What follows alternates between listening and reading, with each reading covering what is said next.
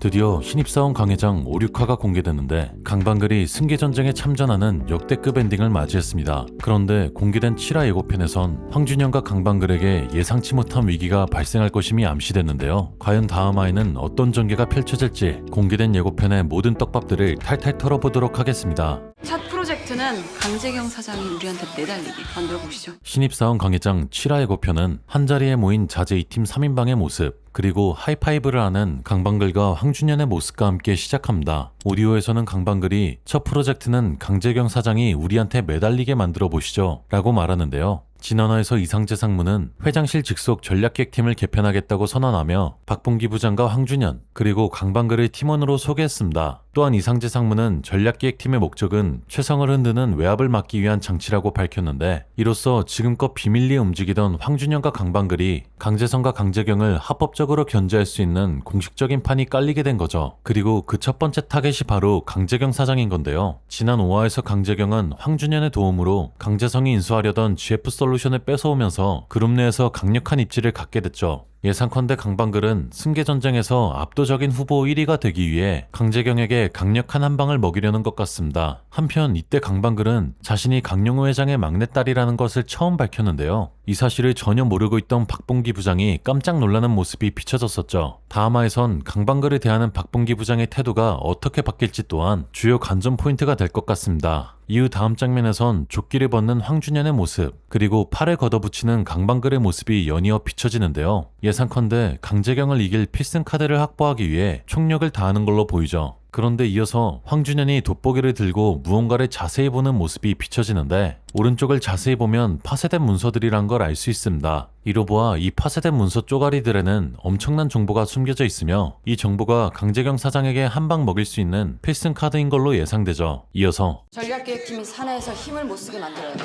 벽돌을 걸으며 대화를 나누는 강재경과 비서의 모습이 비춰지는데 강재경은 비서에게 전략기획팀이 사내에서 힘을 못 쓰게 만들어야 돼 라고 말하죠. 전략기획팀의 목적은 GF솔루션 인수가를 펌핑시킨 검은 세력을 견제하기 위함으로 사실상 강재경과 강재성을 겨냥해서 만들었다고 볼 수 있는데요. 더군다나 그 전략기획팀엔 황준현과 강방글이 있는 상황이죠. 예상컨대 강재경은 전략기획팀이 황준현의 능력을 바탕으로 자신을 공격할 것이며 그렇게 된다면 차기 회장으로 강방글이 되는 건 시간 문제라고 판단한 것 같습니다. 따라서 전략기획팀엔 앞으로 엄청난 위기가 펼쳐질 걸로 보이죠. 한편 다음 장면에선 자제 2팀 사무실의 모습이 비춰지는데 뒤쪽을 보면 팀원들이 대화를 하며 책상을 정리하는 모습을 볼 수 있고 책상 아래에는 3인방이 숨어있는 걸 볼 수 있습니다. 그런데 3인방의 인상착의를 자세히 보면 지난 엔딩 장면과 동일하다는 걸 알 수 있는데요. 이로 보아 이 장면은 3인방이 전략기획팀 소속이 됐던 사실이 발표된 직후라는 걸 알 수 있죠. 예상컨대 직원들은 인턴 사원에서 정직원이 된 지 얼마 되지 않은 강방글과 황준현이 이상재 전무의 전략기획팀으로 들어간 것에 대해 불만을 토로하는 것 같고 3인방은 이에 대해 눈치를 살피는 것 같습니다. 이후 다음 장면에선 어딘가로 뛰어가는 전략기획팀 3인방 내가 끝까지 방글이랑 싸우겠다면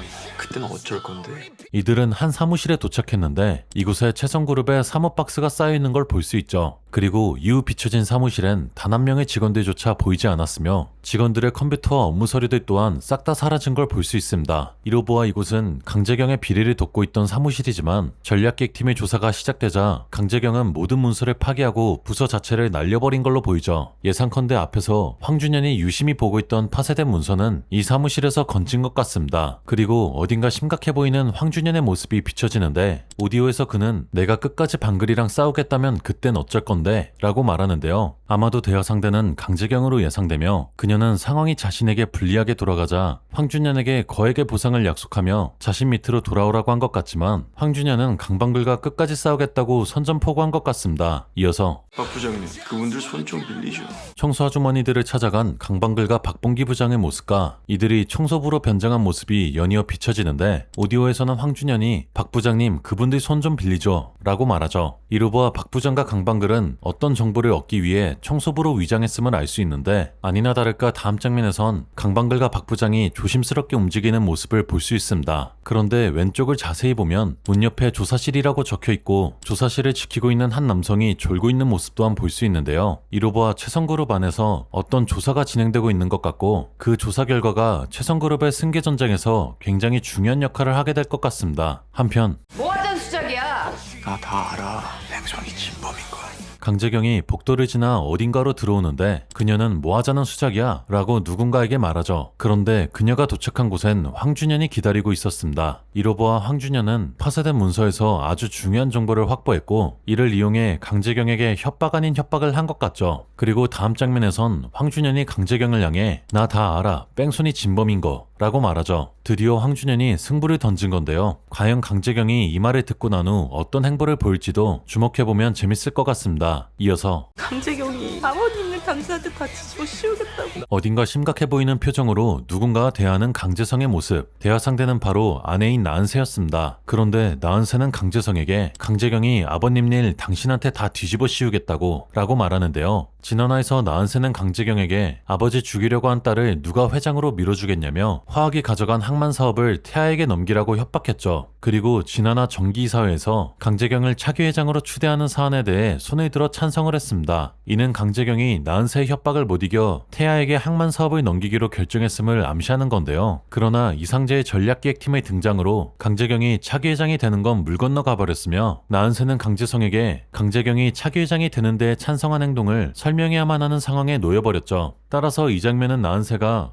강재경으로부터 아버지를 죽이려 한 일을 당신에게 다 뒤집어 씌우겠다고 협박을 당해 어쩔 수 없이 찬성할 수밖에 없었다고 거짓말을 치는 것 같습니다. 이후 다음 장면엔 단단히 화가 난 강재성의 모습이 비춰지는데 나 혼자 안 죽는댔지? 내가 다 까발릴 거야. 내가 어떻게 여기까지 왔는데. 조사를 받고 있는 강재경의 모습이 비춰지고 오디오에서는 강재성이 나 혼자 안 죽는댔지? 내가 다 까발릴 거야 라고 말하는데요. 이로 보아 강재성은 아버지를 코마 상태로 만든 일을 자신이 모두 뒤집어 쓰기 전에 강재경을 살인미수 혐의로 신고하면서 선빵을 친 것 같습니다. 그리고 이어서 초조한 기색이 역력한 강재경의 모습이 비춰지는데 그녀는 누군가를 향해 무릎을 꿇고 있었죠. 그런데 손을 자세히 보시면 자존심이 매우 상하기라도 한 듯이 주먹을 꽉 쥐는 걸 볼 수 있는데요. 이뿐만 아니라 오디오에서는 그녀가 내가 어떻게 여기까지 왔는데 라고 말합니다. 이로 보아 강재경은 자신이 아버지를 죽였다는 일이 밝혀지기 전에 누군가에게 무릎을 꿇고 도움을 구하고 있는 걸로 보이는데 자존심이 상한 걸로 보아 그 상대는 자신보다 낮은 위치에 있음을 알 수 있죠. 이어서 강영호 막내딸 강빵클 그 친구